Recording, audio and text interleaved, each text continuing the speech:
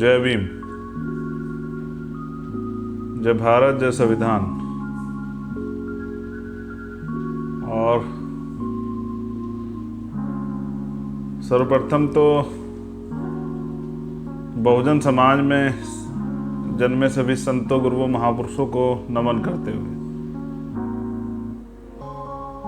करुणा के सागर तथागत गौतम बुद्ध, संत श्रोमणी सतगुरु रविदास जी महाराज, भगवान वाल्मीकि महाराज, गुरु नानक देव, संत कबीर और जो अन्य महापुरुष हमारे हुए हैं उनको भी नमन करते हुए, जिसमें राष्ट्रपिता ज्योतिबा फूले, आरक्षण के जनक छत्रपति साहू जी महाराज, छत्रपति शिवाजी महाराज, पेरियर रामा नायकर स्वामी, पेरियर लल्लई यादव, बाबू जगदेव प्रसाद कुशवाहा, जननायक कपूरी ठाकुर, बिरसा मुंडा,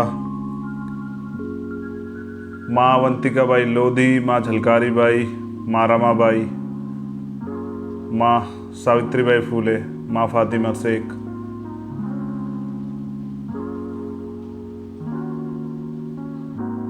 और जो अन्य महापुरुष जिन्होंने बहुजन आंदोलन को आगे बढ़ाने का काम किया, मैं उन सबको भी नमन करता हूँ विश्व रत्न बाबा साहब डॉक्टर भीमराव अंबेडकर जी को, शहीद उधम सिंह जी को, शहीद भगत सिंह जी को, शहीद करतार सिंह सराभा जी को, डॉक्टर फरीदी जी को नमन करता हूँ। और मैं नमन करता हूँ बाबूजी जगजीवन राम जी को। मैं नमन करता हूँ मेरे गुरु, मेरे आदर्श, मेरे रहबर, बहुजन नायक, एक संत, एक नायक, एक नेता, त्याग बलिदान की मूर्ति, मान्यवर साहब श्री काशीराम को। और क्योंकि आज 21 मई, तो मैं नमन करता हूँ आज के इस ऐतिहासिक अवसर पे उन तमाम बहुजन समाज के योद्धाओं को, भीम आर्मी के कार्यकर्ताओं को सलाम करता हूँ, पदाधिकारियों को सलाम करता हूँ, सैल्यूट करता हूँ, जय भीम बोलता हूँ। उस आंदोलन में हमारे सभी सहयोगियों को जय भीम बोलता हूँ। सर्वप्रथम तो बीमारी के बाद मैं पहली बार लाइव आया हूँ, तो स्वास्थ्य में सुधार है, लेकिन क्योंकि संकल्प लिया है तो आज अगर तबीयत खराब भी रहती तो भी अपनी बात कहनी थी। तो उस आंदोलन को मजबूत करने वाले हर एक कार्यकर्ता का आभार प्रकट करता हूँ। आज के विशेष दिन बहुत सारी बातें आप लोगों से करनी है, और आशा उम्मीद है कि आप स्वस्थ हैं, आपके परिवार में सब मंगल है। मैं ये तो समझता हूँ कि बहुत सारे साथियों को इस बीच में हमने खो दिया, जिसमें TS विजय जी थे, जो हमारे IT सेल के राष्ट्रीय संयोजक थे। इसी बीच में हमारे भीम आर्मी उत्तर प्रदेश के प्रदेश अध्यक्ष, उनके छोटे भाई, और भी बहुत सारे साथी जो हैं जिनके नाम मैं नहीं ले पा रहा हूँ। हमने बहुत सारे साथी खोए हैं इस बीमारी में। तो आप सबकी मंगल कामनाओं की वजह से और गुरुओं, महापुरुष, संतों के आशीर्वाद की वजह से मैं काफ़ी स्वस्थ हूँ और दोबारा से जल्द आपके बीच मैदान में हूँगा। मेरा जय भीम स्वीकार करें। अब मैं कुछ चर्चाएं जो हैं आज के विशेष अवसर पे आप लोगों के बीच करना चाहता हूँ, और कुछ आदर्शवादी महापुरुष और छूट गए हैं, जैसे बिरसा मुंडा और सर छोटू राम, संत गाडगे जी महाराज और बाबू मंगू राम सिंह मंगूवालिया जो पंजाब से थे, उदादेव पासी जी, माता दीन वाल्मीकि जी,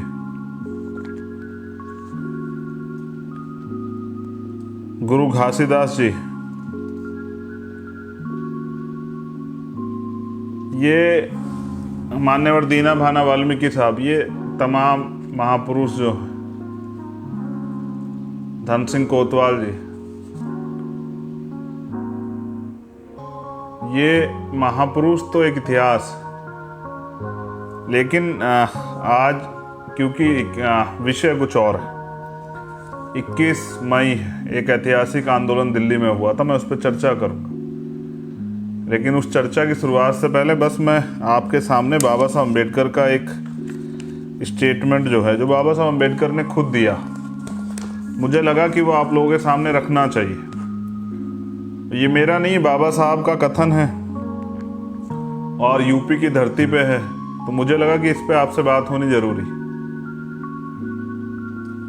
ये भाषण है, सभा थी 1956 की, आगरा की, और मैं सभी क्रांतिकारी साथियों से चाहूँगा कि उसको सुने, एक बार उसको सुने, शायद ये आपके काम आ जाए। क्योंकि बुरा ये है कि हमारे लोग कॉपी बहुत ज़्यादा करते हैं, सुनते कम। लेकिन सीखने के दौर में है, तो मुझे आशा उम्मीद है कि आप कल का भविष्य हैं, बहुजन राजनीति का भी, बहुजन इतिहास का भी, बहुजन संघर्ष का भी, बहुजन आंदोलन, बहुजन क्रांति का भी। तो आपसे ही उम्मीदें हैं, तो सीख सीख के आगे बढ़ना है। आपके पास तो सिखाने के लिए कोई है नहीं, तो ये लिटरेचर ही काम आएगा। तो मैं क्योंकि मैं एक एक वर्ड जो है वो पढ़ना चाहता हूँ जो बाबा साहब द्वारा कहा गया, अपनी तरफ से कुछ नहीं कहना चाहता, इसलिए आशा अनुरोध करूंगा कि आप लोग इसको ध्यान से सुने। आगरा की सभा में बाबा साहब अम्बेडकर ने कहा,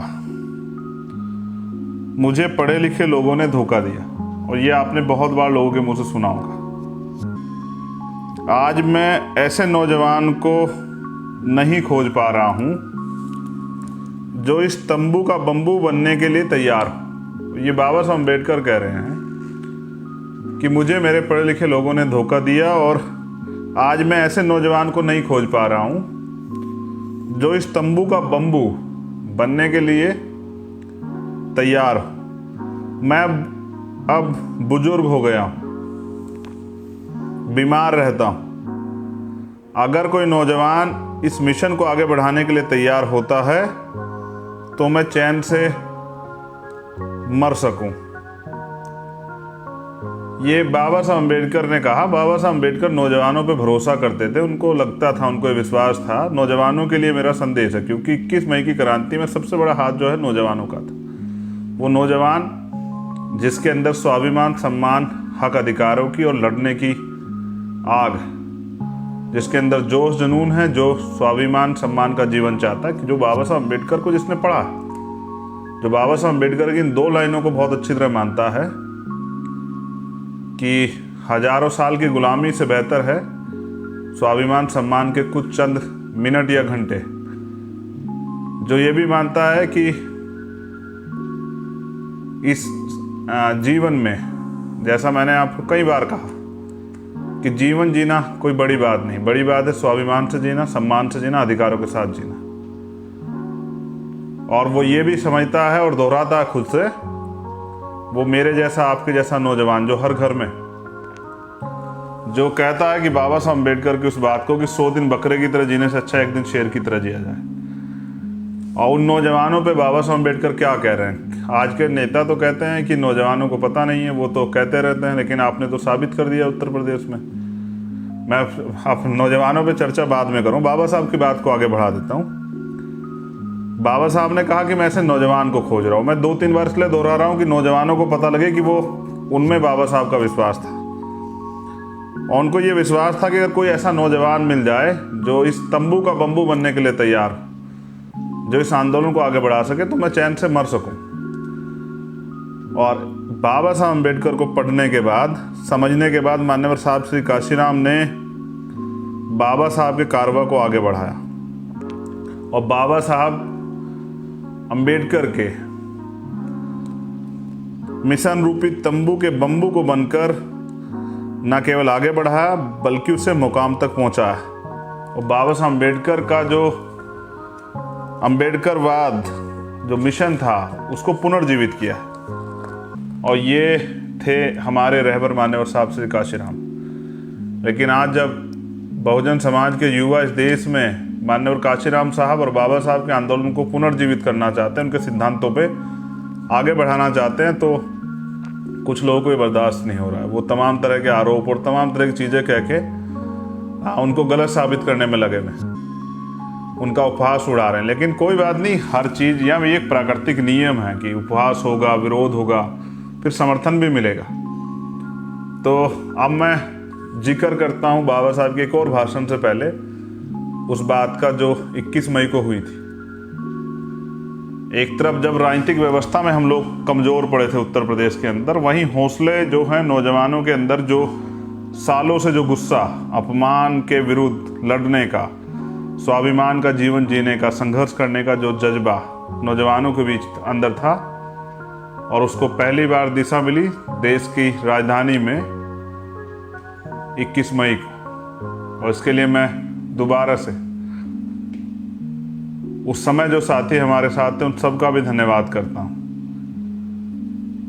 और मैं धन्यवाद करता हूँ भीम आर्मी के कार्यकर्ता का, उन सभी साथियों का जो वहाँ पहुँचे थे। वो किसी भी संगठन पार्टी से थे, लेकिन मुझे कहना है कि एक नौजवानों ने एक अंगड़ाई ली थी और इस व्यवस्था को ललकारा था कि अब हम जुल्म जाति नहीं सहेंगे। और बस मैं कुछ याद दिलाना चाहता हूँ, उसके बाद कितने आंदोलन हुए। मैं अगर अपनी बात कहूँ, उसके बाद मैंने 16 महीने जेल काटी। जब बेल मुझे मिल गई तो सरकार ने मेरे ऊपर रासुका लगा दी। जब 2 अप्रैल का आंदोलन हुआ और हमारे निर्दोष साथियों को जेल भेजना शुरू किया गया, रासुकाएं लगी, बहुत सारे साथियों की जान गई, तो मैं भूख हड़ताल पे चला गया। तो मेरे परिवार से मिलना भी जो है बंद करवा दिया गया। 8 महीने तक मुझे इलाज नहीं होने दिया सरकार के लोगों ने। सूखी रोटियां जो है वो खाने के लिए मजबूर किया। ये कोई बड़ी पहली बार और कोई बड़ी घटना नहीं थी, ये तो बहुजन आंदोलन में सहना पड़ा है। मुझसे पहले भी हमारे रहबर मान्यवर काशीराम साहब जेल गए। आज लोग कहते हैं आंदोलन, जेल, मुकदमे, तो यहाँ तो पानी पीने के लिए भी आंदोलन करना पड़ा। बाबा साहब ने तो लाठियाँ खाई, लेकिन मान्यवर काशीराम साहब तो खुद जेल गए। तो बुरा यह है कि हमारे साथियों ने इतिहास नहीं पढ़ा है, और मैं उस पर भी चर्चा करूँगा। लेकिन सबसे बड़ी बात और ज़रूरी बात जो मैं आज आपसे कर रहा हूँ कि उसके बाद कितने आंदोलन हुए और क्या आपको नई लीडरशिप नहीं मिली? क्या प्रत्येक प्रदेश में बहुजन समाज के नए नेता नहीं तैयार हुए जो आंदोलन से निकले? वो स्वाभिमानी लोग जो लड़ते हैं, क्या आज पुलिस से पहले लोग भीम आर्मी को याद नहीं करते? क्या कहीं वो अन्याय, अत्याचार, जुल्म जाती होती तो भीम आर्मी के लोग जाकर न्याय नहीं दिलाते क्या? हाँ, ये मैं मानता हूँ कि घटनाएं बढ़ रही है, इसलिए बढ़ रही है कि घटनाएं पहले भी होती थी, तब वो सामने नहीं आती थी, आज लोगों को न्याय मिलता है। उसके बाद मैं कितने आंदोलन आपको याद दिलाऊं? एक से एक बड़े आंदोलन हुए और बहुजन समाज के प्रत्येक वर्ग में हमने लीडरशिप डेवलप की। बहुत जल्द जब मैं भीम आर्मी का स्थापना दिवस आएगा तो आपको बताऊंगा कि कितने नौजवान नेता जो हैं इस आंदोलन में तैयार हुए, और शेड्यूल कास्ट की सभी जातियों में, बैकवर्ड की सभी जातियों, माइनॉरिटी के लोगों में। ये इस आंदोलन की वजह से हुए। भीम आर्मी नामक जो आंदोलन, जो जिसने पिछले, और स्पीड देखिए, आप कहते हैं कि भाई ये जो हैं ये लोग काम नहीं कर पाएंगे, ये लोग चल नहीं पाएंगे, तो 4 साल में सही तौर पे आपने तभी भीम आर्मी को जाना था। लेकिन पिछले 4 साल के अंदर भीम आर्मी ने पूरे देश में अपनी पहचान बनाई, दुनिया में अपनी पहचान बनाई, टाइम्स में अपना नाम जो है कमाने का काम किया। अगर आपको याद हो, हाथरस जैसा आंदोलन, हाथरस जैसे हमारी बहन के साथ जब अन्याय हुआ, न्याय दिलाने का काम किया। ऊना का मामला, उन्नाव का मामला, चूरू का मामला हो, थाना गाजी का मामला हो, दिल्ली में CA NPR NRC आंदोलन, संघियों के खिलाफ लड़ने के लिए एक नौजवानों का एक दल तैयार हुआ, चाहे वो दिल्ली में जब गुरु घर तोड़ा गया हो, ये राजनीतिक दल यहीं थे, ये सब लोग यहीं थे। न्याय तो बहुत दूर की बात है, आवाज भी कोई नहीं उठाता था। लेकिन क्या आज आप अपनी बात को कह नहीं पा रहे? आपने तो बल भी दिखाया। तो मैं धन्यवाद करता हूँ, और धन्यवाद इसलिए करता हूँ कि पिछले 4 साल में आपने इतना बड़ा परिवार दिया, और वो जो मान सम्मान दिया, मैं उस कर्ज को चुकाऊंगा अपने जीवन के अंतिम क्षण तक। एक वंचित वर्ग के गरीब बेटे को जो सम्मान आप लोगों की बदौलत मिला है, उसको मैं जाया नहीं जाने दूंगा। तो मैं मेरा जीवन जो है वो समर्पित है माननीय काशीराम साहब के आंदोलन को। और मैं ये भी बता दूं, आज मैं बिल्कुल खुल के बोलना चाहता हूँ। जो लोग ये कहते हैं कि भाई माननीय काशीराम साहब की बात करते हैं, माननीय काशीराम साहब की उस पर चलते हैं, मैं नहीं कहना चाहता, लेकिन मैं आपको कह देता हूँ, अपने नौजवान साथियों को भी कह देता हूँ। आप कहते हैं कि मान्यवर साहब की पार्टी क्यों चलाते? हमने तो प्रयास किया था उसमें काम करने का, लेकिन वहाँ बोलने वाले नेता नहीं चाहिए, लड़ने वाले लोग नहीं चाहिए, अधिकार सिद्धांतों की बात करने वाले लोग नहीं चाहिए। और सबसे बड़ी बात ये, चलिए मैं आपसे पूछता हूँ, मान्यवर काशीराम साहब ने क्यों बनाई बीएसपी? उन्होंने बामसिफ DS4 क्यों बनाया? वो बाबा साहब की RPI को क्यों नहीं लेके चलते रहे? खैर छोड़िए, उससे भी बुरी बात और अच्छी बात आपके लिए, आप खुद प्रयास करके देखिए प्रैक्टिकल अपने जीवन में। आपके पिताजी ने कोई मकान बनाया होगा, हाँ आप अपने पिताजी से बहुत प्यार करते हैं, हाँ उनकी यादों को संजो कर रहना चाहते हैं, लेकिन क्या अगर वो मकान जर्जर हो जाए, जो कि एक समय पे आके हो जाएगा, आप कोई नई गाड़ी लेते हैं, आप नई मोटरसाइकिल लेते हैं, साइकिल लेते हैं, कुछ भी लेते हैं, जब वो एक समय पे आके उसकी एक सीमा हो जाती है, एक उम्र हो जाती है, तो वो उसके बाद अपनी स्पीड छोड़ देता है। तो अंत आप दूसरी चीज क्यों खरीदते हैं? आप दूसरा घर क्यों बनाते हैं? आप क्यों तैयार करते हैं एक अच्छा? क्योंकि आप तो अपने पिताजी से प्यार करते थे, आपको तो उसमें पुरानी झोपड़ी में ही रहना चाहिए था। आपने नया घर क्यों बनाया? नया घर इसलिए बनाया क्योंकि हाँ बाबा साहब अम्बेडकर का सपना अभी पूरा नहीं हुआ। और मैं अगर बात करूं तो इस किताब में आज बहुत कुछ है आपके लिए, लेकिन सबसे पहले मैं बाबा साहब अम्बेडकर जो चाहते थे, मैं बस उस पर चंद लाइनें आपके बीच में रख देता हूँ। और ये इसलिए क्योंकि वास्तविकता में माननीय काशीराम साहब और बाबा साहब का सपना पूरा नहीं हुआ, इसलिए हम लोग मैदान में। बाबा साहब अम्बेडकर कहते हैं, आप लोग नहीं मानते कौन सी चीज मुझे व्यथित कर रही है और मुझे इतना उदास बना देती है। मेरे मन की बढ़ती चिंता तो यह है कि मैं अपने जीवन के मिशन को पूरा नहीं कर पाया। मैं अपने जीते जी अपने लोगों को अन्य समुदाय के साथ बराबरी की हैसियत से राजनीतिक सत्ता की हिस्सेदारी करते हुए एक शासनकर्ता जमात के रूप में देखना चाहता था। मैं बीमारी के कारण अपंग और असहाय हो गया हूं। मैं जो कुछ हासिल कर पाया वो बहुत कठिनाइयों परेशानियों से कर पाया। बाबा साहब हमें शासक जमात देखना चाहते थे। मैं पूछना चाहता हूं कि भाई उन आलोचक साथियों से भी, क्योंकि वो मेरे अपने ही लोग, वो किसी कारण से मुझसे नाराज है। नाराज इसलिए हैं कि वो अभी दूसरे घर में, लेकिन मैं आपसे आज पूछना चाहता हूं, बस मुझे अपने मन से जवाब दीजिए सोच के। बहुत सारे बुद्धिजीवी लोगों को भी शिकवा हो सकती है। हाँ हम अपने काम से जवाब देंगे, बोलने से नहीं, अपने काम को करके और रिजल्ट दे के जवाब देंगे। लेकिन मैं आज आपसे पूछना चाहता हूँ, 2012 में आप लोग उत्तर प्रदेश में किसकी वजह से डाउन हुए? आप 2014 में 0 सीट पे किसकी वजह से आए? आप 2017 में 18-19 सीटों पे किसकी वजह से आए? 2019 में 10 सीटें जीती, वो किसकी वजह से? और वो कहां जीती आप ये भी चेक कर लीजिए।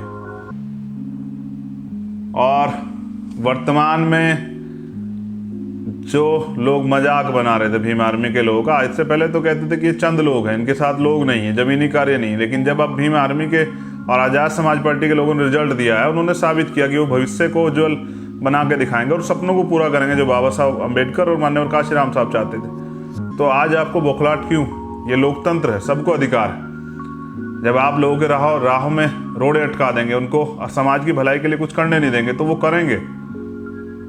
तो आप आइए ना, सामना कीजिए। आज क्या दिक्कत आ रही है? बाबा साहब अम्बेडकर ने आप सबके लिए ये लाइन लिखी थी, बहुत दिन पहले लिख के चले गए बाबा साहब अम्बेडकर। मैं सोचता हूँ आज पढ़ देता हूँ आप उन हर साथियों के लिए जिन्होंने इस मिशन को आगे बढ़ाने में योगदान दिया है।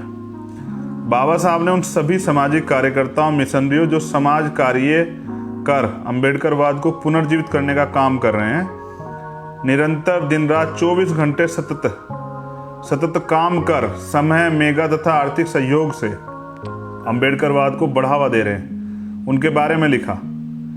आपको अपने अमिष्ट की पवित्रता पर अडिग विश्वास रखना चाहिए। आपका लक्ष्य उत्तम है और अपना ध्येय मिशन सर्वोच्च एवं गौरवशाली। वे धन्य हैं जो अपने समाज भाइयों के प्रति उनके बीच उन्होंने जन्म लिया, अपने कर्तव्य पालन हेतु पूर्णतया सजग हैं। उनकी महिमा ध्येय है जो अपना समय, अपनी विद्वता एवं अपना सर्वस्व समाज के विमुक्ति के लिए अर्पित करते हैं। गौरवशाली हैं वे जो दास्तां में जकड़े हुए लोगों की स्वतंत्रता के लिए महान संकटों, हृदय विदारक अपमान, झंझावती और जोखिम के होते हुए भी जब तक अपना संघर्ष जारी रखते हैं, जब तक दलित जन अपने मानवीय अधिकारों को प्राप्त नहीं कर लेते। ये बाबा साहब अम्बेडकर ने आप सब लोगों के लिए लिखा है बहुत दिन पहले, कि जो लोग अपने जीवन का अमूल्य समय छोड़ के सामाजिक कार्य की भावना से, सामाजिक विकास की भावना से अपने भाइयों के लिए काम कर रहे हैं, वो सब लोग बधाई के पात्र हैं। उनका धन्यवाद करते हैं क्योंकि वो लोग अपना कार्य छोड़ के इस मूवमेंट को आगे बढ़ाने का कार्य कर रहे हैं। इसलिए तो बाबा साहब ने कुछ लोगों को धोखा देने की बात भी कही। देखिए, दो चीजें साफ, हम इतिहास लिखने के करीब हैं और हम लोग इतिहास लिखेंगे, क्योंकि इतिहास लिखने के लिए इतिहास पढ़ना पड़ता है। और ये बाबा साहब अम्बेडकर ने भी कहा है। उन्होंने कहा जो व्यक्ति अपना इतिहास नहीं जानता वो कभी इतिहास लिख ही नहीं सकता और ना ही अपने भविष्य का निर्माण कर सकता है। तो आप इतिहास को जानिए कि आप लोगों को दरिद्र, आप लोगों को जाति व्यवस्था में किसने जकड़ा, आपको कमजोर, असहाय, शिक्षा विहीन, धन विहीन, सम्मान विहीन किसने बनाया? तो इतिहास मान्यवर काशीराम साहब कैडर देते थे। आप आज क्यों नहीं कैडर होते? वो कैडर हम लोग जिंदा करें। मैं तो ये कोरोना काल कम हो जाए, क्योंकि इन सरकारों ने कोई व्यवस्था नहीं की है। ये लड़ाई रोटी की नहीं है, स्वाभिमान, सम्मान, अधिकारों की लड़ाई। एक भी सरकार ऐसी नहीं थी जिसकी में इतना काम हो पाता कि आम आदमी खुश रहता। आज लाखों लोगों की जान गई इस कोरोना काल में, अच्छा इलाज न मिलने कारण। इसके लिए ये सरकारें दोषी हैं, इन पे हत्या का मुकदमा चलना चाहिए। लेकिन गरीब तो गरीब है, वो तो पैदा ही हुआ है मरने के लिए, उसको तो एक ना एक दिन मरना ही। कभी रोड पे किसी अमीर की गाड़ी के एक्सीडेंट से, कभी प्राकृतिक आपदा से, बिजली से, बाढ़ से, बारिश से, हवा से, या बीमारियों से, या भूख के कारण, या अपमान के कारण, या किसी जाति से ग्रसित मानसिकता के व्यक्ति के हाथों अपमानित होके। तो जाति इस देश का कड़वा सच है और इस देश के लिए अभिशाप भी। इसलिए मुझे आपसे कहना पड़ रहा है कि भाई आपको अपनी लड़ाई अपने सहारे पे लड़नी पड़े।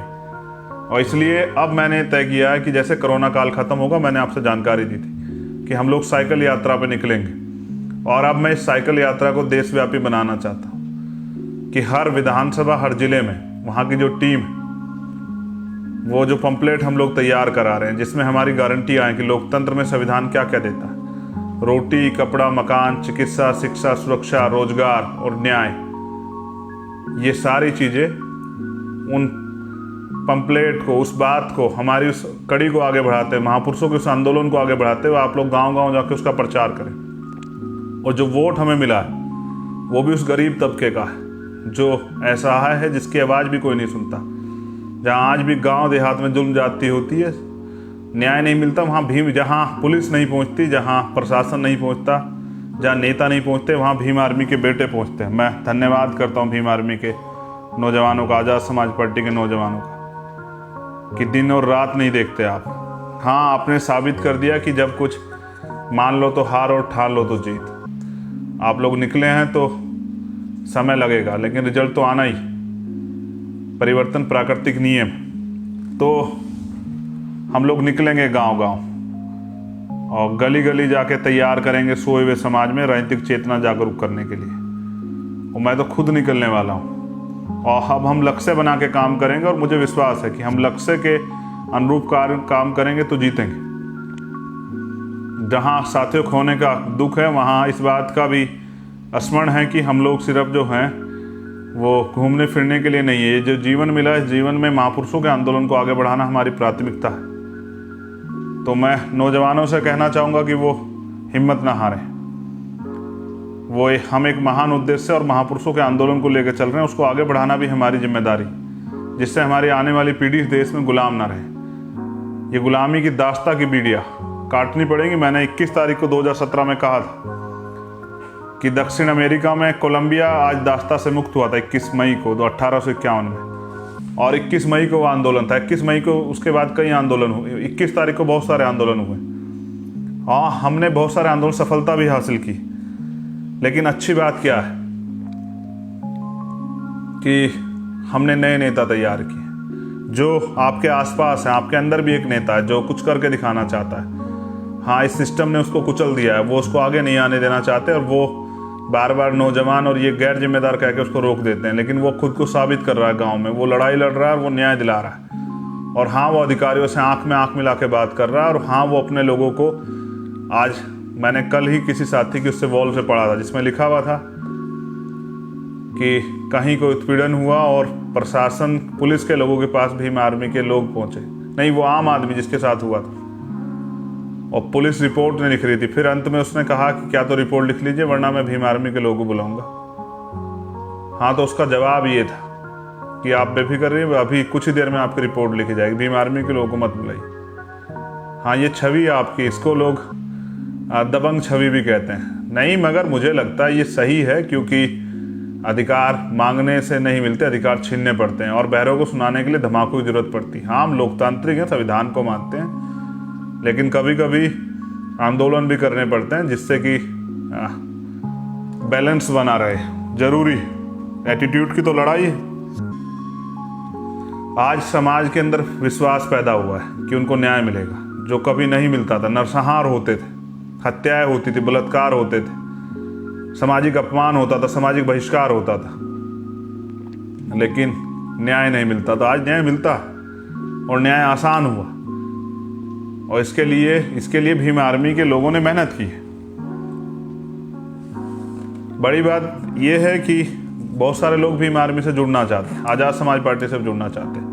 मैं उन सभी साथियों को कहूँगा कि अब मैं जब लाइव आया करूँ या पोस्ट डाला करूँ तो भीम आर्मी के इस पेज पे आप अपने नंबर और कॉन्टैक्ट नंबर और अपने नाम भेज दिया कीजिए। मैं प्रयास करूँगा कि एक लिस्ट जारी करा दूँ बहुत जल्द, जिस जिलों में और प्रदेशों में, कि जिससे आप आसानी से वहाँ जुड़ सकें। मैं अकेला व्यक्ति हूँ, मेरे पास बहुत सारे काम है, मैं सब लोगों के जवाब नहीं दे सकता हूँ, लेकिन मेरी आशा और मेरी कोशिश रहती है कि मैं सब लोगों से ज़्यादातर लोगों से बात कर पाऊँ। लेकिन ये इस संगठन इसीलिए कि मैं भी नहीं हूँ, तो वहाँ बहुत सारे हर प्रदेश में चंद्रशेखर, हर प्रदेश में जो है हमारे नेता हैं जो काम कर रहे हैं।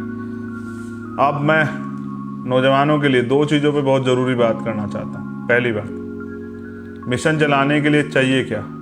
ईमानदारी, कार्य के प्रति, अपने लक्ष्य के प्रति, अपने समाज के प्रति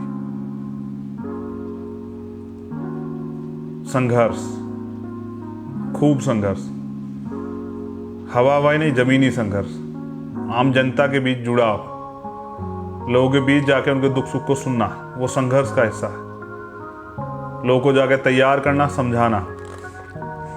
तीसरी बहुत जिम्मेदारी की जो चीज़ है वो है प्रतिज्ञा, संकल्प। और जिसने जब जब प्रतिज्ञा ली है और उसके साथ उतनी मेहनत की है, वो आगे बढ़ा। और गुलामी काटने की प्रतिज्ञा ली बाबा साहब अम्बेडकर ने, पाखंडवाद को खत्म करने की प्रतिज्ञा ली तथागत बुद्ध ने।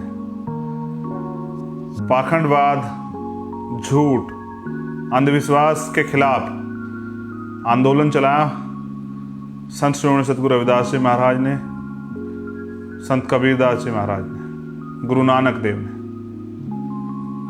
और बहुजनों को शासक बनाने की सच्ची प्रतिज्ञा की माननीय काशीराम साहब ने। तो वो कहते थे तमन्ना अगर सच्ची हो तो रास्ते हजार होते हैं, तमन्ना अगर झूठी हो तो बहाने हजार होते हैं। तो सच्ची प्रतिज्ञाएं सफलता की तरफ लेके जाती हैं। और सबसे ज़्यादा जरूरी है त्याग। बाबा साहब अम्बेडकर चाहते तो किसी देश के प्रधानमंत्री बन जाते, वो चाहते तो विदेश में अपने परिवार के साथ रह लेते, वो चाहते तो बड़े उद्योगपति बन जाते, वो चाहते तो दुनिया के सबसे बेस्ट इंटेलेक्चुअल्स बन जाते। लेकिन उन्होंने चुना क्या? त्याग। और करोड़ों लोगों की गुलामी काटने के लिए अपने बच्चों का, अपने परिवार का, खुद का बलिदान दिया। ऐसा ही त्याग किया माननीय काशीराम साहब ने। वो मुख्यमंत्री नहीं बने लेकिन वो बन सकते थे, वो राष्ट्रपति भी बन सकते थे, वो गवर्नर भी बन सकते थे, लेकिन उन्होंने बनाया। और उनके त्याग की वजह से आज वो माननीय काशीराम है और हम सब लोग उनको याद करते हैं उनके जाने के बाद। तो ये 4 चीज़ें बहुजन मिशन के लिए सबसे महत्वपूर्ण, और ये आपके जीवन के लिए महत्वपूर्ण है। आप कोई भी काम करना चाहते हैं, 4 चीज़ें आपके पास जरूरी है।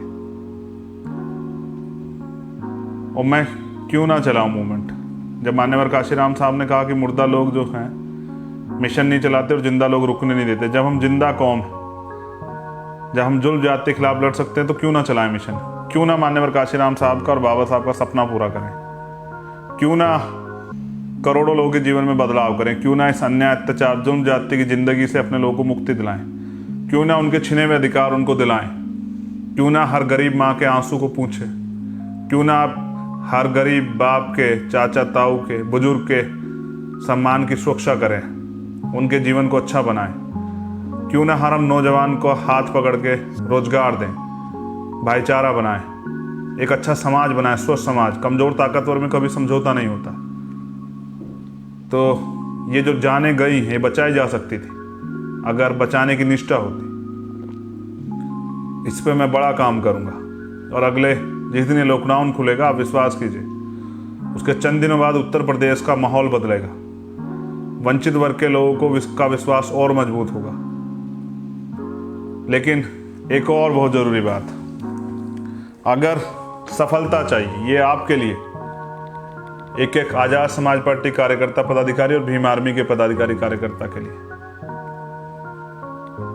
काशीराम साहब कहते थे कि झाड़ू जब तक इकट्ठा रहती है तब तक सफाई करती है, और जब खुद सिक्कों में बढ़ जाती है तो खुद कचरा बन जाती है। तो एकजुट रहोगे, दोस्त दुश्मन की पहचान करके रखोगे, अपने कार्य को आगे बढ़ाते रहोगे तो जीवित रहोगे, स्वाभिमानी रहोगे और अपनी सफलता की तरफ बढ़ते रहोगे।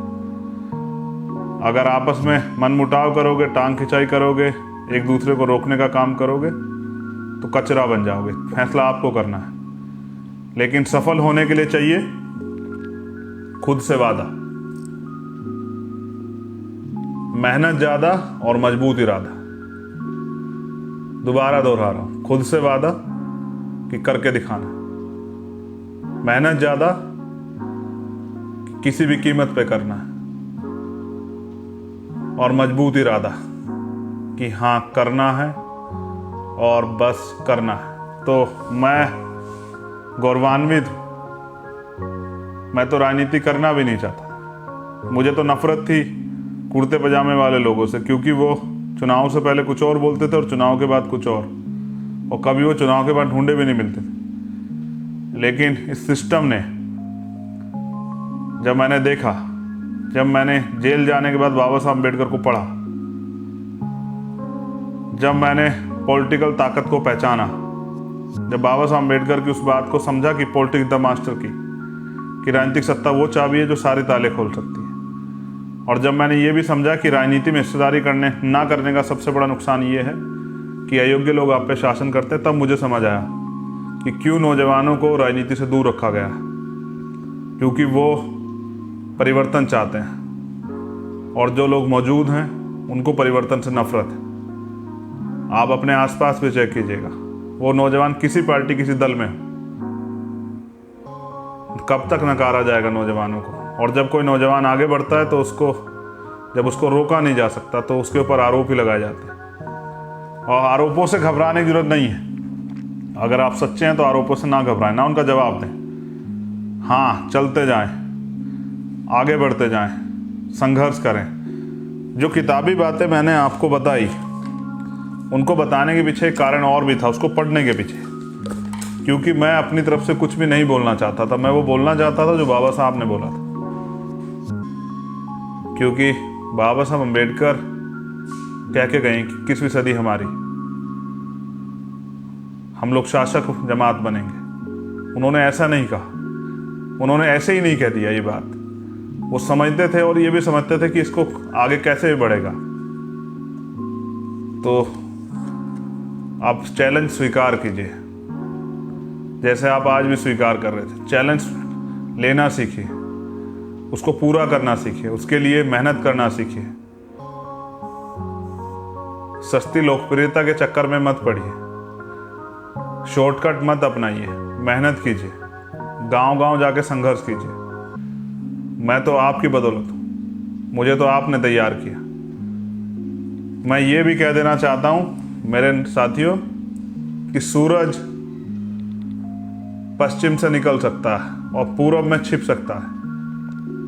आपने अभी तक सुना होगा कि सूरज पूरब से निकलता है और पश्चिम में छिपता है। मैं आपसे कहना चाहता हूँ कि सूरज पश्चिम से निकल सकता है और पूरब में छिप सकता है, लेकिन चंद्रशेखर आज़ाद ना कभी बिक सकता है, ना कभी झुक सकता है, और ना ही कभी रुक सकता है।